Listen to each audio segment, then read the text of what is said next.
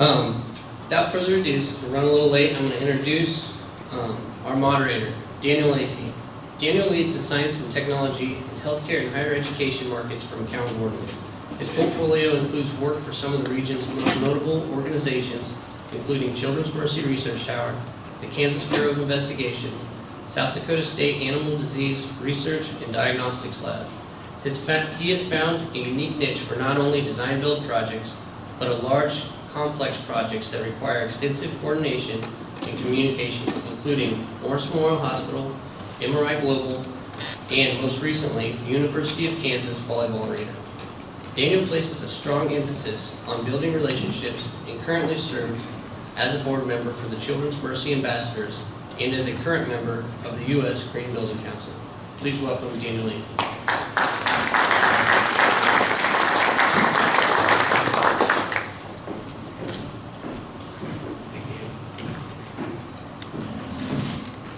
Thank you, Jesse.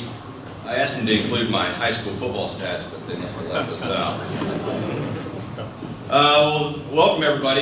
It's a pleasure to be here today. We've got an exciting panel to talk about design build in the higher ed world, which is something that I'm excited to hear about today, given my involvement. I've had the pleasure of working with all three of these individuals. I'm going to read their bios for you, because I don't want to leave anything out. First off, Mark Reisky from the University of Kansas. He's got a bachelor's degree in architecture from the University of Kansas, and he's been there for 31 years now. During that time, he's gone from an entry-level architect at the university to now being the director of facilities, planning and development.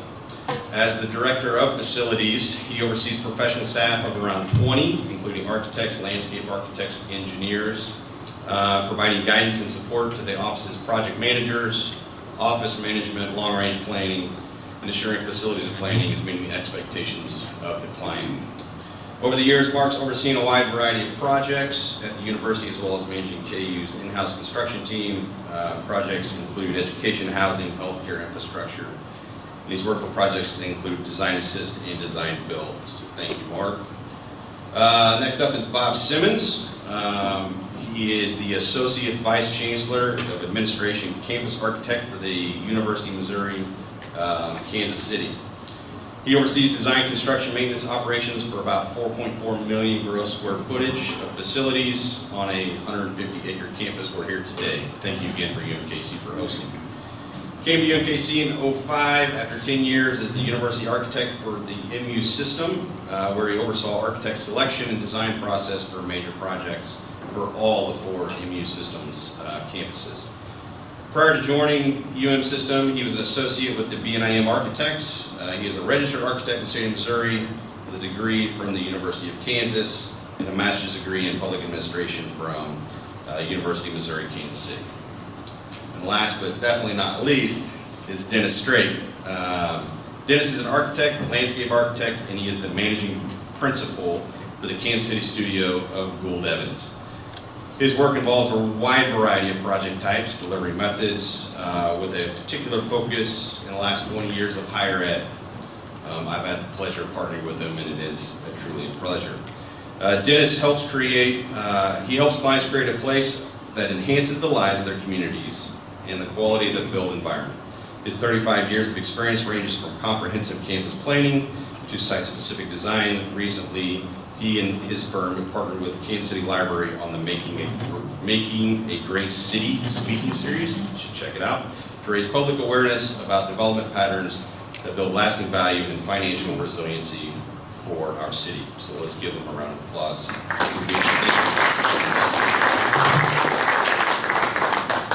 So to kick off the morning, I'm just going to open it up to all three of you to provide kind of a brief background and perspective on design build projects. What has it made you successful in implementing these types of projects? So, Bob, you want to kick us off? Make sure that thing's working. Like we're on. You hear me all right? So, yeah, I also want to welcome you to UMKC. And I really appreciate Jesse's work to give you here at this venue. So we're always welcome you to campus. Appreciate our student chapter.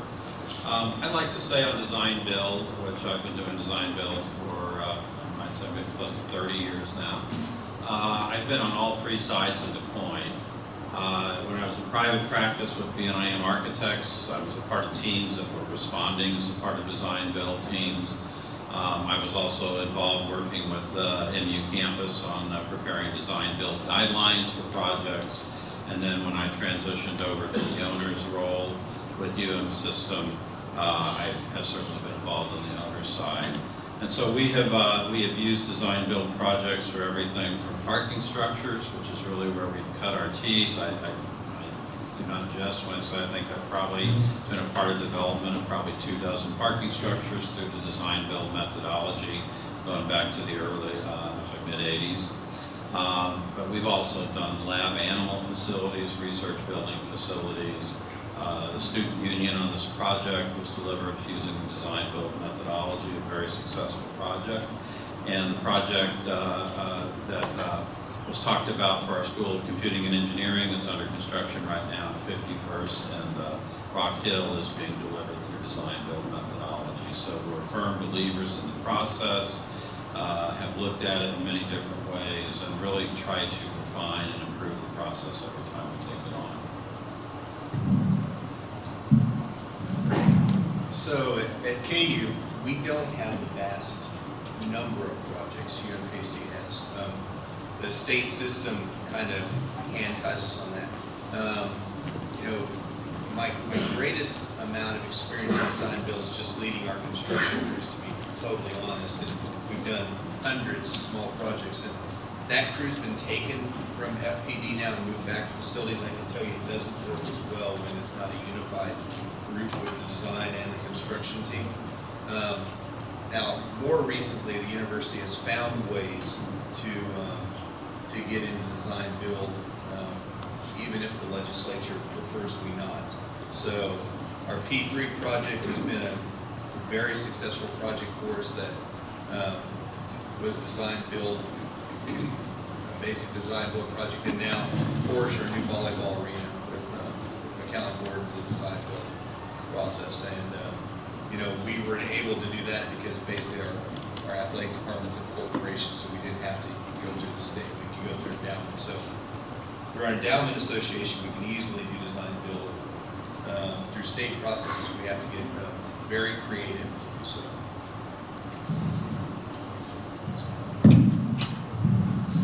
So I've been with Gould Evans for 28 years, and over those years we've done all types of, probably all the types you can do in terms of project delivery. And what we regularly work with our owners to try and achieve is a partnership with the entire team. We're not big fans of traditional bid build work, and found that there are many situations where the design build format is the best way to get into a partnership.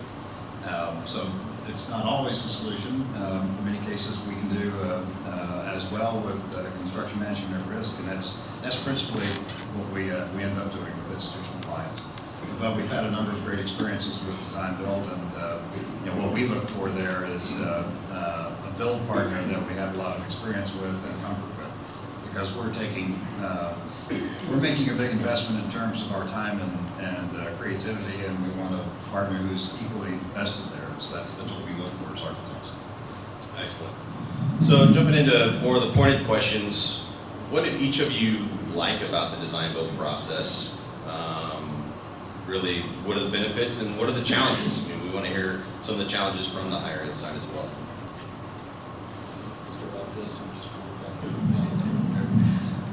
Well, the like part of it, I think I already got into some of that in terms of building the partnership, which is it's always valuable for us because we can start exploring effective solutions early in the design process. And we can also engage the owner in a way that's different than if you don't have the build side with you in terms of evaluating best practices for how we might ultimately achieve some things early on. The don't like part of it is getting into the way that usually it's procured in terms of competition-based design build, because it's a very expensive way for us to participate in pursuits. So that part we regularly advocate against, but it doesn't have to be procured through a competition base. So we do advocate wherever you do use design build that you find a qualification-based approach towards achieving that. So in our case, I think the flexibility of the process is probably one of the best things for us. It allows us flexibility of schedule. It allows us to work through issues that we hadn't developed up front. Our biggest problem is literally the state of Kansas isn't quite kept up legislatively with different processes.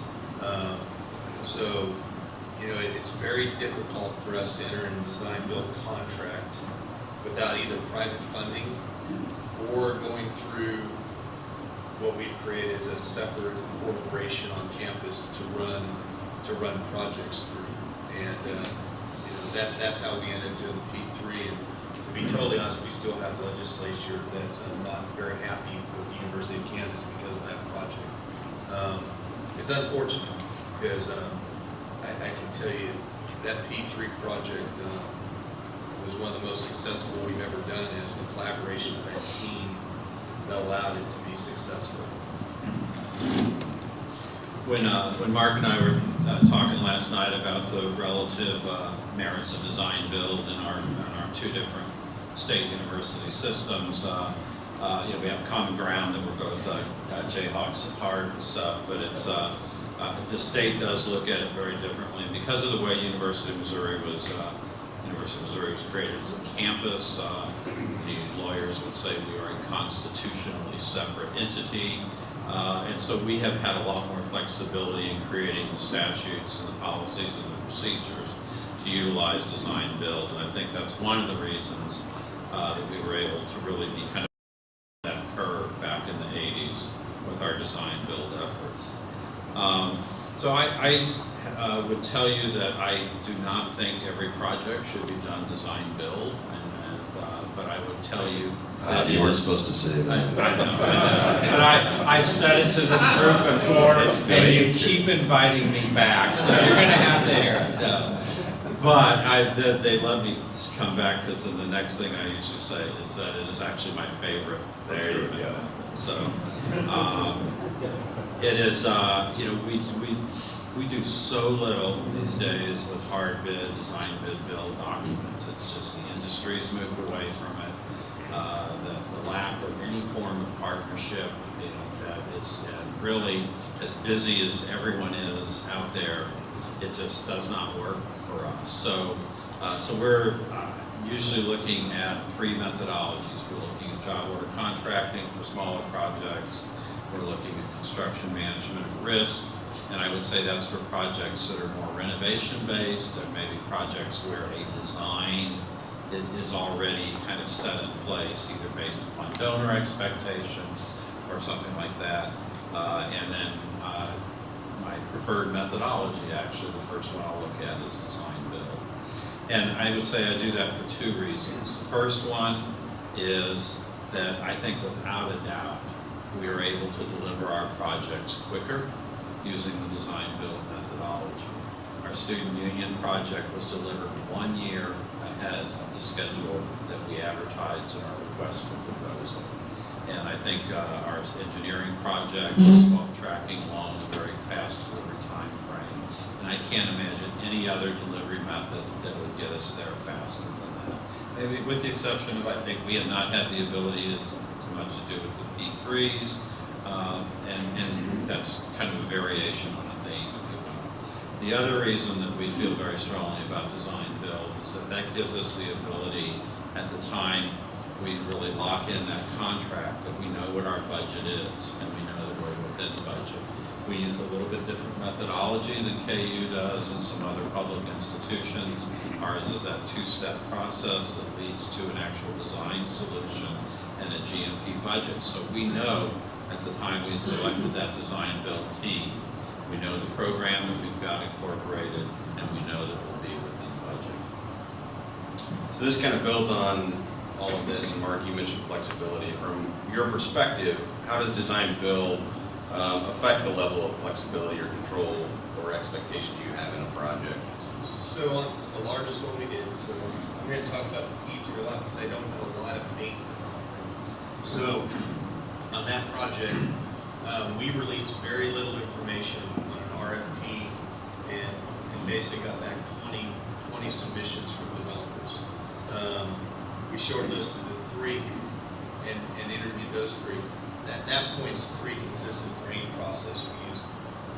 From that point on, we used an enabling contract, which, you know, we'll do again because that was probably the biggest difference in that project from our normal CM at risk projects that we do. So we had an enabling contract with our developer and their team, and we worked hand in hand with them on the design through. We didn't tell them much more than the building types we needed. You know, we told them we needed 10 Gen Chem labs in the building. We told them how many beds we needed in housing, but we didn't dictate a lot of other things. And it was very intense, probably 6 months to work through that enabling contract. When we got done with that, then we actually got a hard price from our contractor at that point, from our team, and contracted that one. You know, there is no way we could have completed the projects that we did. We did a residence hall, we did an apartment complex, we did a parking garage, we did a new union, and we did an integrated science building at 45 acres of site development. And literally, from the time we started construction to the time we got done with everything, was a little under a 2-year window. That's pretty incredible within the middle of a campus, basically. So, you know, that's why we're as pleased with the process that we undertook there, and that's why we pushed the process a little bit more to do volleyball the same way. Flexibility. I mean, you kind of touched on it earlier, but anything to add? I would just, I think one of the things that Mark and I both face is kind of an aspect of higher education is that we have a lot of change happening within our organization. Some of it is dictated externally by new federal rules and state legislative changes, and some of it is internally created. There's just a lot of mobility and movement in leaders in higher ed. We were talking last night, we have so many interim vice chancellors, vice provosts, things like that in our organizations, that we have really a lot of churn in leadership. So if you can compress that schedule, you can limit that amount of change that you're dealing with as well. So that speed to market and just allows you to really create an environment where you have less change. And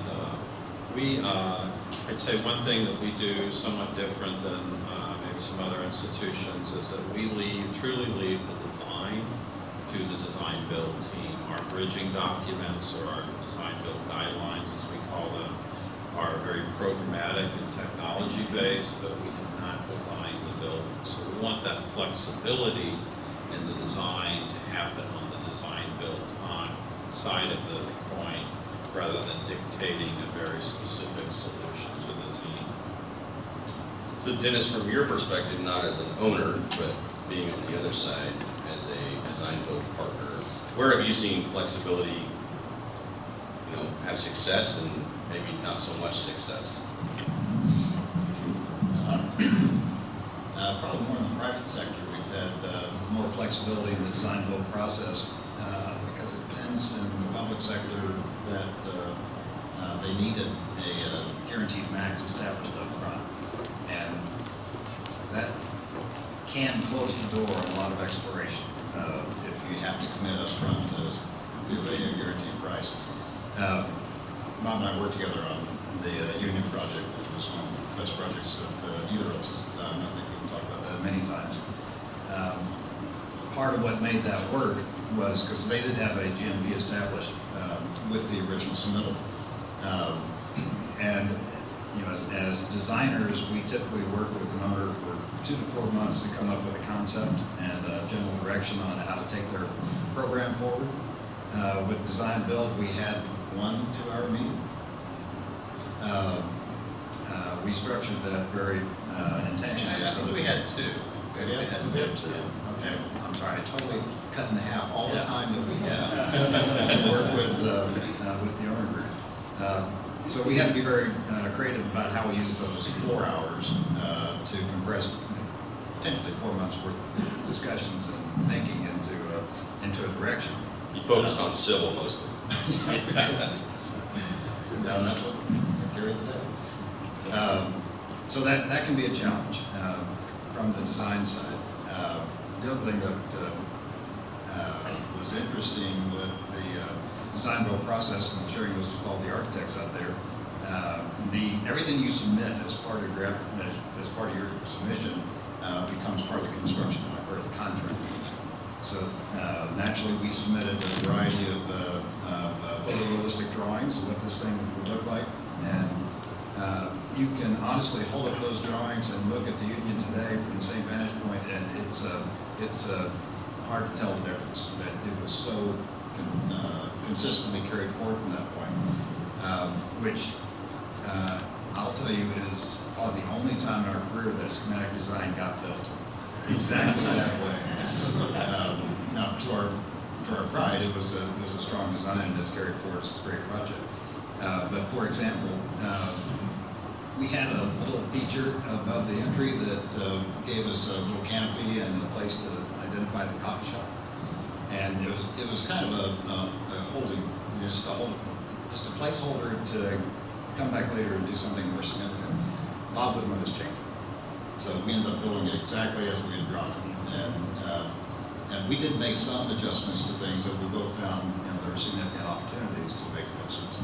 But because of the way the state has to commit to things and commit their construction, it does lock you in early on in ways that can create challenges. Excellent. So switching gears, what do you guys look for in a team when you procure under the design build method? And what are those main characteristics that you find when you're interviewing or going through RFPs that you want to partner with the team? I can kind of start off just from the owner's perspective. For us, I would tell you that we do not ever want to be the maiden voyage for a design build team. It's in all the different delivery methods. I think it's one of it is the method where your architects and engineers and your contracting entity are so closely aligned. They have to be able to work really as one. And we just don't want to be the first egg. Just so evidence of proven and successful team leadership. And I would say even if it wasn't the greatest project the last time, but if you're just coming back and saying we want to work together again, is a strong indication. And I would, as we go through, because we do a two-step selection process, we do a short list, and then we have this condensed competition. I'd say our selection process with GMP. We can tell at that point how well these teams have worked together, how much that cost exercise has been integrated. So when we see proposals, and I will tell you we see them, that they come in and we open them up and there's all kinds of sticky notes and things like, this canopy is not included, and this 2,000 square foot program element is now 1,500, and third floor is a bit alternate. That's a pretty good clue to us that that team did not coordinate very well throughout the design build exercise. And so that ability to exhibit that you have proven yourselves before as a team is a big component to us. Obviously, at some point you have to have that first opportunity. We just want KU to give it.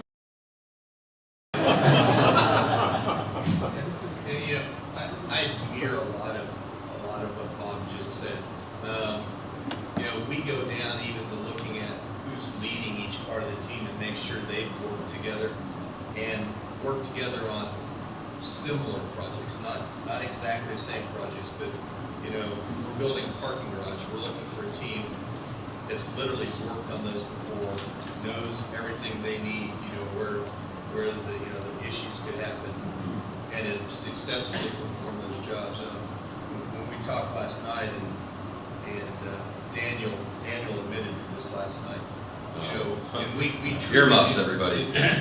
this is proof we truly do look at this on Porsche, on our volleyball facility. We had one team say we can't get it done on time. We just can't get it done on time. Ramin was probably ready to kill him if he'd been there, but he wasn't there, so. You didn't invite him. And at the end of the day, you know, that team was right. We look back at what our expectations were to be ready for a season, and, you know, no one else told us that. You know, we like to believe we're right all the time. We are right all the time. The county board ruled Evans' team, you know, literally left it out of the line and said, can't do it. That's who we awarded to. We delayed the project a little bit so it could be a successful project, so Kansas volleyball wouldn't have a season interrupted, and Kansas athletics would get the best facility they could get. So, you know, we really do pay attention. We really do look at the teams. We believe that team on that given day was the best team, even though they're telling us you can't have what you want this time. So, Dennis, from your side, what are you looking for in a partner from contractors and consultants? The experience of the confidence and the trust within the team that we know we're all in it together, because it's a very expensive proposition for us to go over after that kind of work. And our best experiences are we have estimates within the first week starting a design process, and we have weekly meetings throughout that time of putting the proposal together to fine tune and explore. So it's not us going off in the first month and coming up with some ideas and then handing off to a build partner to try and see what they cost.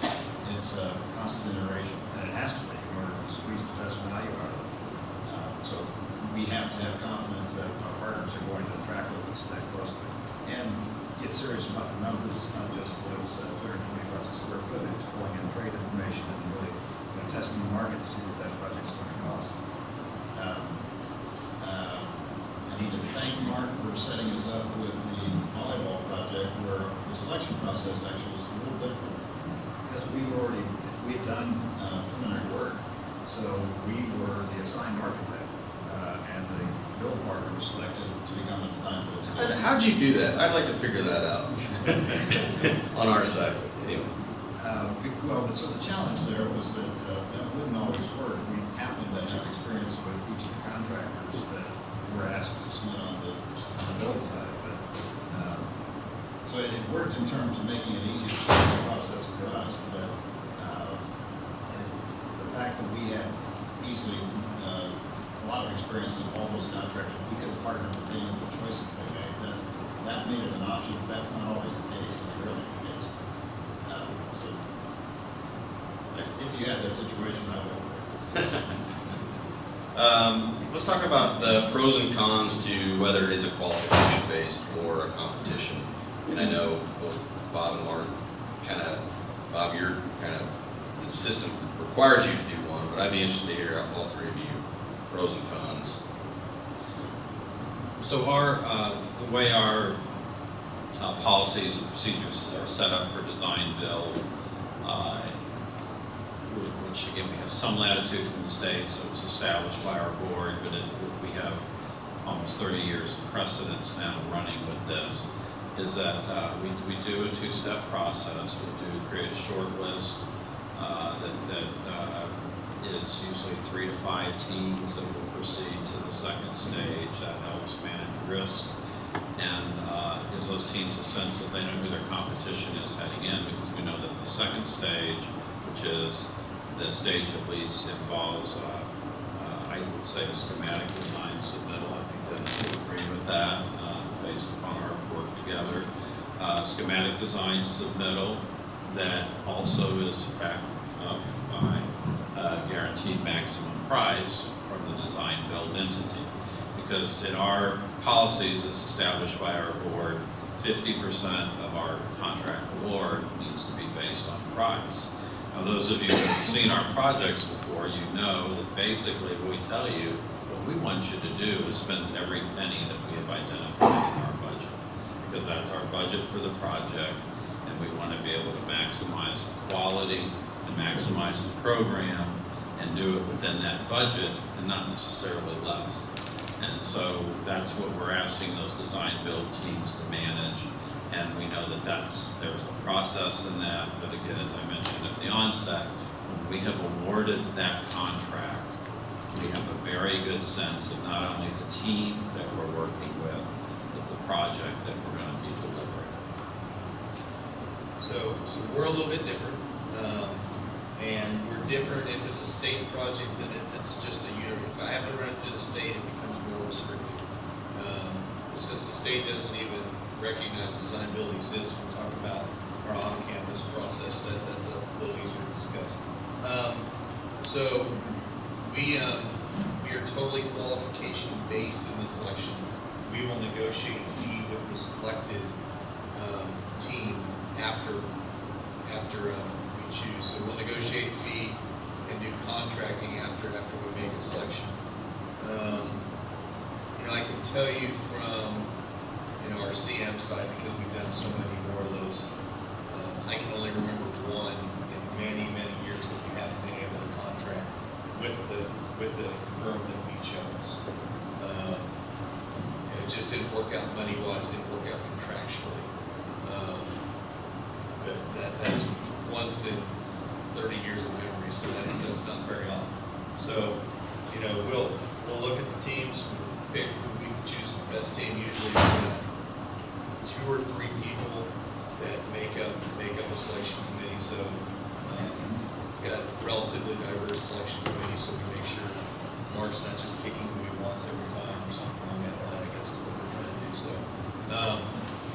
but it'll never involve price, and I can't remember the last time we actually did a design bid project. It is a long time ago. So that's how we do it. So we will easily spend $100,000 to $150,000 pursuing a competition-based design build project. If you win, that's not a problem, because you do this kinetic design, you take it forward. You lose 1 or 2 of those, then people messes up a year or 2. So it can be an expensive way of getting work. We did the Matt Ross Community Center as a design build procurement process, but they had a different 2-step process where they selected the design build team based on qualifications, and then they hired us to do the schematic design with the caveat that they would only build it if they were happy with the quality of what they were getting and the price of what they were getting at the end of that schematic design process. Worked out great because they got a partnership and we didn't have to take so much risk to get there, just got selected by qualifications. So that was an example of using a design build procurement method without having to go through the expensive competition process to award. And it still resulted in a GMP, it just resulted in a schematic design process that, like any normal our side process, included the owner on regular meetings for about a 3-month period. So there are a variety of ways you can use design build. I won't be the naysayer up here because it's been successful for us in a number of different ways. But just know it can be an expensive procurement process for your design.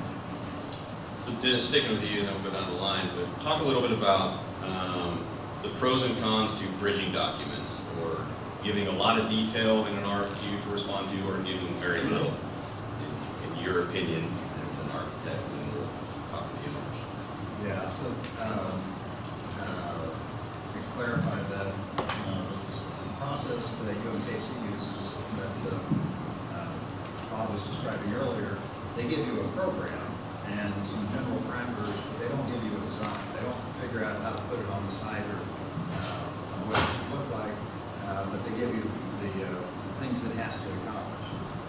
So then that's not too much unlike any design challenge. We'll take that information there and turn it into a project. that's not the only way you can solicit for design build. You can put together a full bridging document that has a completed design and then go to the team to deliver that design. Finalize the construction, detailing, and documentation, specifications as the design build team and build it.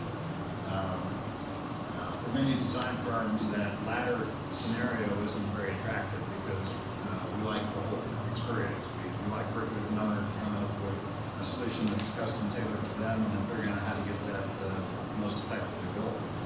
You cut that in half and you take a lot of the spirit out of the project for us. I don't think I'm speaking only for Blue Evans. I think I'm speaking generally for most architecture firms. They would be less enthusiastic about just the delivery side without the design side. So, you know, with what we provide for our RFPs, we provide very little upfront programming information. We provide the minimum that the state of Kansas requires to get us regions approval for projects. On Central District, for the 5 buildings and the site, it was 14 pages. That's very little information when you add in that we have our boilerplate, some boilerplate stuff, and you have to have a page that recognizes the chance, so you have to have a cover sheet. So there's very little other stuff. You know, and we allow our teams. We're paying a good amount of money for those teams and the expertise they have. We don't have all that expertise in-house. You know, we've got people. Yeah, we know about labs. We don't have the expertise that team had to design some of the high-end labs that we needed. So, you know, we're paying for that, so why not rely on that? And, you know, the enabling package we did, which basically saved that team from having to put up their own money to do a schematic design to win something. So we had chosen before. They had spent very little money to that day. Yeah, they had some trips to Lawrence. Yeah, but they'd spent very little money. At that point, you know, we did an enabling package so they knew they'd be paid for their schematic type of design work. The team was very happy to know they were going to get paid because, you know, Edgemore Development basically said on a project of that size, they'd spend easily $1 million to try to win the project usually. So, you know, that got us extra value at the end of the day.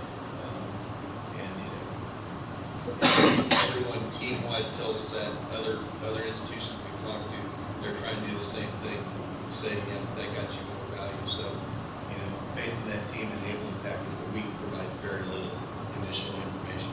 We work very hard with the team, but we don't tell them a lot of preconceived ideas up front because I don't think we get as good value that way. I am really intrigued by the enabling package, and I actually wish our methodology might allow for that in some ways. Right now it doesn't, and so that means, as Dennis said, that we've got 3 or 5 teams who are investing several $100,000 in pursuit of this effort. We do pay stipends, which is a DBIA best practice, but we acknowledge freely that our stipends are kind of pizza money and beer money for Dennis. So, it is the path we go. Because we have this GMP requirement, we feel it's very important that we provide a very complete program. So what that actually means for lab expertise, that means the firm that we have engaged to write our bridging documents, which is not an insignificant commission in and of itself, is a firm that needs to have that expertise in the particular project. And in the same way then, on the design build time side, we want to see that same expertise. So we're, I guess you could say in some ways we're giving more opportunity for the firms because there's really 2 sizable commissions that are out there. And we have firms that will, and I'm always okay with this, I say this is your business decision. They'll say, you know, we don't want to be on the bridging side, as Dennis said, we want to do the design, we want to have that whole process. And there are firms that say, you know, we're comfortable being a programming consultant and being your advisor through the process. And so we let firms make that business decision about which side of the process they want to pursue. But both of them are significant investments in time and the commission. So we got time for probably a couple questions. We'll open it up to you guys. We've got some great minds up here. So if anybody has a question, fire away. Mark, why is the legislature not happy with pay you about P3? So, the belief is that we went around the state processes. So, right now, there's no legislation in Kansas that would allow for that process to actually happen. So, even though all 5 buildings were on our 5-year plan for years, we repeatedly kept saying, hey, we're doing these buildings, hey, we're doing these buildings. They didn't believe that they were kept in the stream of information. The other issue we had is we had to use out-of-state bonding. Now, the part that they forget to mention is you cannot bond a research facility through our in-state bonding in Kansas. So I'm not sure how I build a science building that has research facilities in it through that bonding structure. And you know, for a year, basically, our initial penalty from it for a year, we basically had to turn everything we were going to spend, any penny. It didn't matter what it was. They wanted to see everything we were spending money on. That since has gone away, but in Kansas, we kind of say, well, if one of the coasts is doing it today, in 20 years we'll be there. So, we're only about 17 years away. Would they agree that by other metrics it was a successful project? I know there's some that'll never agree. The ones that are a little bit more open-minded to change recognize that we couldn't have bonded the projects to the state because they weren't allowing bonding. They still aren't. We needed the buildings. They've taken tours. They know what we were in before. And they know it didn't cost a single state penny to do the project. So, there are legislators that understand that. It's just, even to get design build legislation, and let alone a P3, because P3 is more complex than design build, because in Kansas, we had to find a way to allow us to keep owning the property, have Edgemore development as a developer, basically. We rent back. We've always owned the property. We're basically paying for buildings on our own property by paying Edgemore for rent back each month now for the 30-year period. So it's a little convoluted. I might just add, so in Missouri, we received some bonding funding a few years ago. That was the first capital funding we had from the state in over a decade. I honestly feel it will be another decade at least before we see any state funding. And our President Choi, President of the University of Missouri System, is very openly saying we can no longer wait and rely on the state to fund our capital projects. And you can argue the merits of that, but I would tell you for Missouri legislators, I think they're welcoming that news because they have so many other issues they're dealing with, medical programs, other prisons, things like that, that to have higher ed say, we're going to look some other direction now because we're not getting state funding is probably a big relief for them. Like I said, you could probably still argue whether we should flat out say that, but he did. So, and I think the legislators welcome that. So I have time for one more if anybody's got a question. All right, with that, I want to thank our panelists today for coming this morning. Thank you guys each.